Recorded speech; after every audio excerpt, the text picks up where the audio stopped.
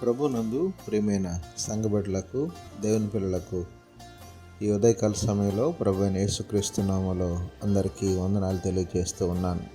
గడిచిన రోజు నుంచి ఈ రోజు వరకు ప్రభు మనకు తోడుగా ఉండి ఆయన కాపుదల మనతో ఉంచి ఈ ఉదయకాల సమయంలో ఆయన నామాన్ని స్తుతించుకోవడానికి ప్రభు ఇచ్చిన మంచి సమయాన్ని బట్టి దేవునికి మహిమ, ఘనత, ప్రభావాలు కలుగును గాక. ఆమేన్. అనుదిన వాక్యహారం ద్వారా ఈరోజు దేవుడు మనకిస్తున్న వాక్య వాగ్దానం, నేను నీకు తోడై ఉండి నిన్ను ఆశీర్వదించేదను అని ఆదికాండం 26వ అధ్యాయము 3వ వచనంలో మనం చూస్తూ ఉన్నాం. దేవునికి మహిమ కలుగును గాక. ప్రియమైన దేవుని పిల్లలారా, ఈ మాటను మనం గమనించినట్లయితే దేవుని యొక్క ఆశీర్వాదము మనకు కనపడుతూ ఉంది.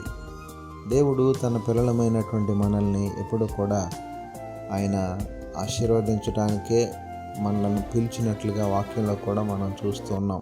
మనకు కనబడుతుంది, ఆశీర్వాదమునకు వారసులు అవుటకు మీరు పిలువబడతారు అని. అయితే దేవుడు సిద్ధపరచబడినటువంటి ఆశీర్వాదాన్ని మనం పొందుకోవాలంటే మనం దేవుని పిల్లలుగా ఉండాలి, దేవుని కుమారులుగా, కుమార్తెలుగా జీవించాలి. అందుకు తగినటువంటి అర్హతను మనం సంపాదించుకోవాలి. అందుకు తగిన వినయ విధేయతలు, భయభక్తులు కలిగి దేవుని పిల్లలుగా సరైనటువంటి భక్తి జీవితాన్ని కలిగి జీవించినట్లయితే దేవుడు అట్టి ఆశీర్వాదాన్ని మనకు సమృద్ధిగా అనుగ్రహిస్తానని ఈ ఉదయకాల సమయంలో ఆయన వాక్యానుసారంగా మనకు తెలియజేస్తున్నారు. ఆ రీతిగా దేవుడు చెప్పిన ప్రతి వాగ్దానం మనం నెరవేర్చుకోవడానికి, అనగా మనం పొందుకోవడానికి దేవుని యందు భయభక్తులు కలిగి దేవుడిచ్చే ప్రతి ఆశీర్వాదాన్ని పొందుకున్నట్లుగా దేవాది దేవుడి ఉదయకాల సమయంలో మనందరికీ సహాయం చేసి నడిపించును గాక. ఆమేన్. పరిశుద్ధుడైన మా దేవ, ప్రేమగల మా తండ్రి, ఈ ఉదయకాల సమయంలో మరొకసారి మీ నామానికి వందనాలు ప్రభువా. మీరు ఇచ్చిన వాగ్దానాన్ని బట్టి నీకు స్తోత్రాలు చెల్లిస్తున్నాం. ఈ రోజంతా నీ పిల్లలమైన మాకు మీరే తోడుగా ఉండి సహాయం చేసి నడిపించండి.